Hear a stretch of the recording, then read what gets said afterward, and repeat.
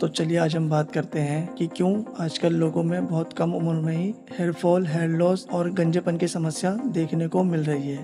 तो सबसे पहले बात करते हैं हेयर फॉल की। अगर किसी व्यक्ति के दिन में 50 से 100 बाल झड़ रहे हैं तो ये नॉर्मल माना जाता है, लेकिन अगर उससे ज़्यादा बाल झड़ते हैं तो ये हेयर फॉल माना जाएगा। पहले बात करते हैं कि किन कारणों से बाल झड़ सकते हैं। Number 1, genetics.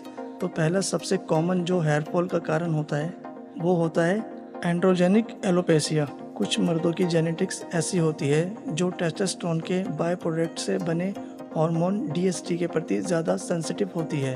ये DHT बालों की जड़ों में मौजूद ब्लड वेसल्स और स्टेम सेल्स पर जाकर उनको नुकसान पहुंचाता है, जिस कारण बाल धीरे धीरे पतले होने लगते हैं। और वैसे ही कुछ महिलाओं में एंड्रोजन हार्मोन अधिक स्तर बालों को पतला बना सकता है, जिस कारण बाल झड़ सकते हैं। Number 2, alopecia areata. ये एक ऑटो इम्यून डिजीज़ है। इसमें आपका इम्यून सिस्टम ही बालों की जड़ों को बाहरी सब्सटेंस मानने लगता है और उन्हें मारने लगता है। इस कंडीशन में व्यक्ति के बाल धीरे धीरे झड़ने लगते हैं और अगर इसे सही समय पर ट्रीट ना किया गया तो मर्दों की दाढ़ी और मूंछ के बाल तक झड़ने लगते हैं। Number 3, stress. वैसे आज के समय में स्ट्रेस से बचना लगभग नामुमकिन सी बात है, लेकिन अगर बात करें हेयर फॉल की तो इस कंडीशन में जो सबसे ज़्यादा आपके बालों को अफेक्ट करता है वो है इमोशनल स्ट्रेस। अगर आप किसी इमोशनल स्ट्रेस या इमोशनल ट्रॉमा से जूझ रहे हैं या किसी प्रकार का लॉस है तो इन सब की वजह से व्यक्ति में कॉर्टिसोल हार्मोन बहुत ज़्यादा बनने लगता है। साथ ही साथ और भी कई तरह के केमिकल बनने लगते हैं जो बालों की ग्रोथ को रोक देते हैं, लेकिन ये कंडीशन रिवर्सिबल होती है, जिसके ट्रीटमेंट के बारे में हम आगे बात करेंगे। Number 4, thyroid. थायराइड ग्लैंड हमारे शरीर का एक महत्वपूर्ण ग्लैंड है। यह हार्मोन हमारे शरीर के कई कार्यों को कंट्रोल करते हैं, जिसमें बालों की ग्रोथ भी शामिल है। Hormonal imbalance, hyperthyroidism.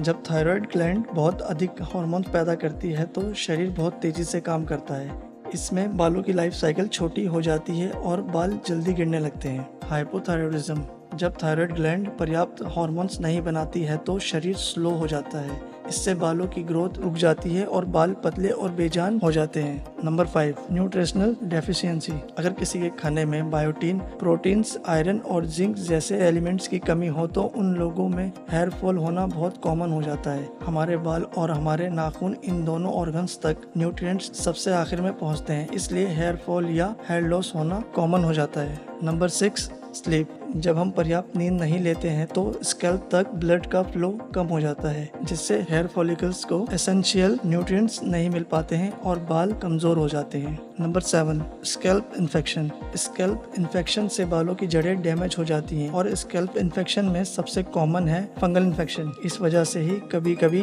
कुछ पर्टिकुलर एरिया में बाल पूरी तरीके से ही उड़ जाते हैं, उनका फॉलिकल भी डेड हो जाता है और आपको पता होगा कि इसी फंगल इन्फेक्शन की वजह से ही डैंड्रफ होता है। Number 8, styling. बहुत ज़्यादा स्टाइलिंग करना, बालों को बहुत ज़्यादा टाइट बांधना, जिससे बालों की जड़ों पर बहुत ज़्यादा जोर पड़ता हो और बाल बहुत तेज़ी से झड़ने लगते हैं और ज़्यादा टाइट होने पर बाल उखड़ने भी लगते हैं। Number 9, chemicals. बालों में रंग या तरह तरह के शैम्पू, कंडीशनर जिनमें सल्फेट, पैराबेन जैसे केमिकल्स बालों को खराब कर सकते हैं और उन्हें कमज़ोर, बेजान बना सकते हैं। Number 10, medicine.